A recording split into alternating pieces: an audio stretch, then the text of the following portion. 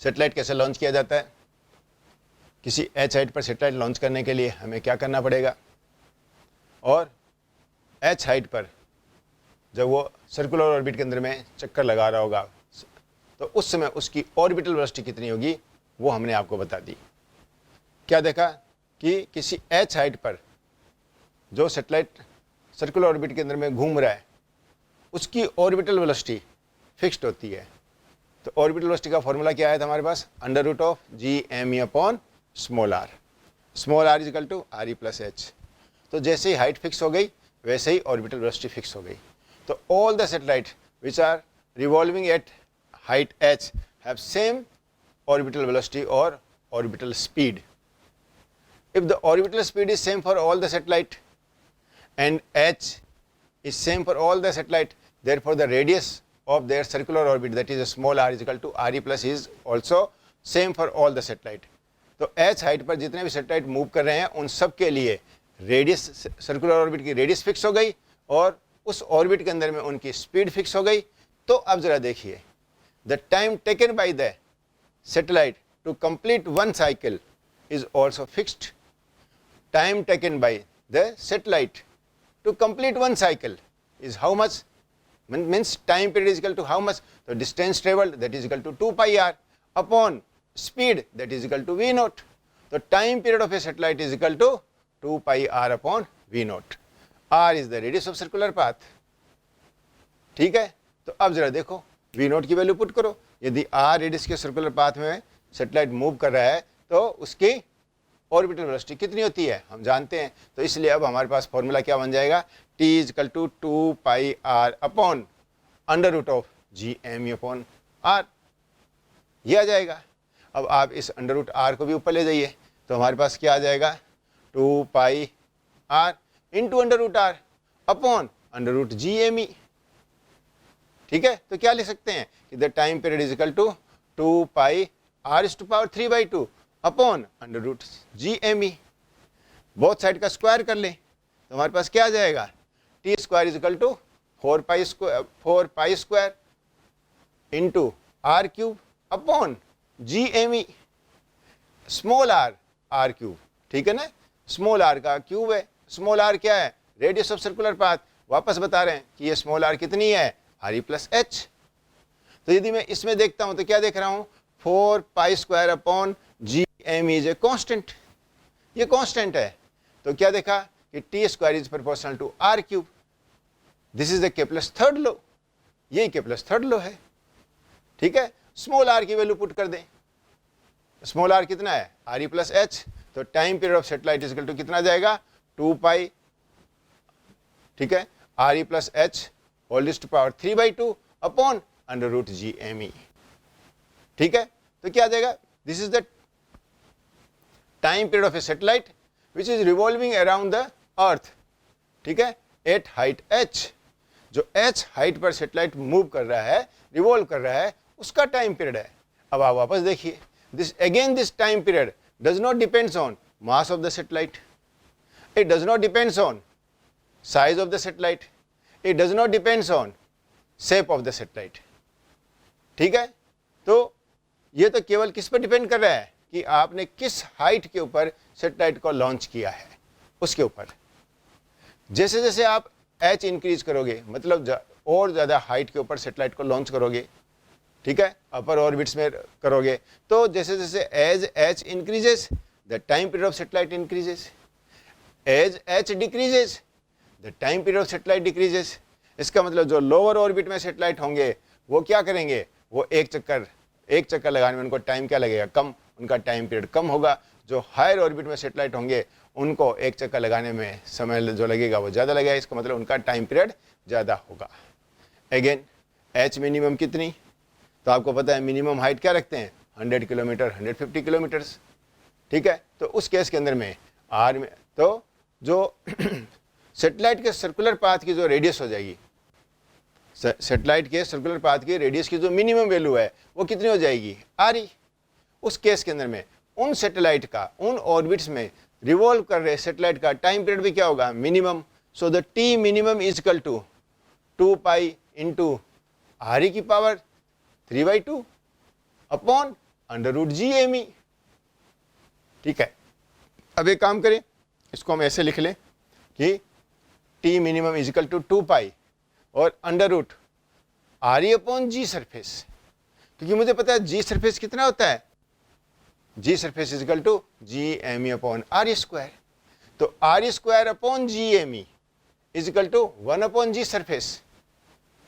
तो इसलिए हमारे पास टाइम पीरियड का फॉर्मूला और क्या आ गया, 2 पाई √RE/G सरफेस। ये किसके लिए है, this is the time period of which satellite which is revolving nearer to the earth, जो अर्थ के पास में रिवॉल्व कर रहे हैं, जो अर्थ से ज़्यादा दूर नहीं है, अर्थ से ज़्यादा हाइट पर नहीं है, जो अर्थ के पास में रिवॉल्व कर रहे हैं, उनके टाइम पीरियड के का फॉर्मूला है।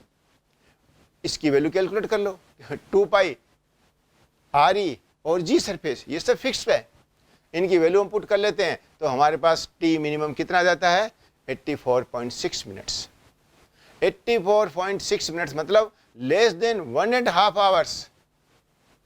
इसका मतलब आप सोच के देखिए, ये जो सैटेलाइट होते हैं वो अर्थ के चारों ओर एक चक्कर 1.5 घंटे से भी कम, 1.5 आवर से भी कम में लगा लेते हैं। सोच के देखिए how fast they are moving. हमने इनकी वेलोसिटी बता दी थी ना, कितनी बताई थी, ऑलमोस्ट 8 किलोमीटर पर सेकेंड। पर सेकेंड, 1 सेकेंड में 8 किलोमीटर ये आए।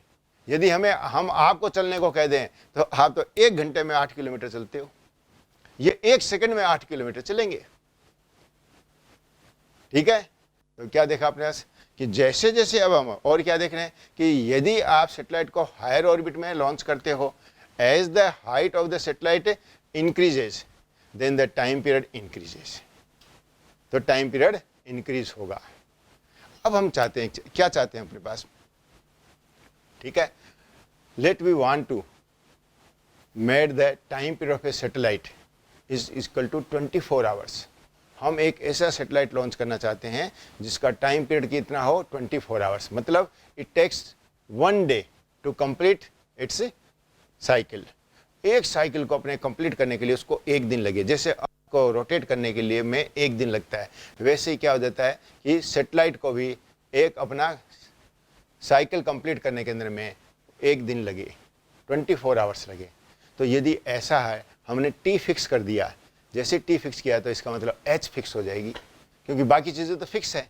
2 pi is fix, capital G is fix, ME is fix, RE is fix, तो H विल बी फिक्स्ड। तो अब वैल्यू पुट करो फॉर्मूले के अंदर में, 24 आवर्स इज इक्वल टू कितना हो जाएगा, 2 pi upon √GME into RE plus H whole raised to power 3/2।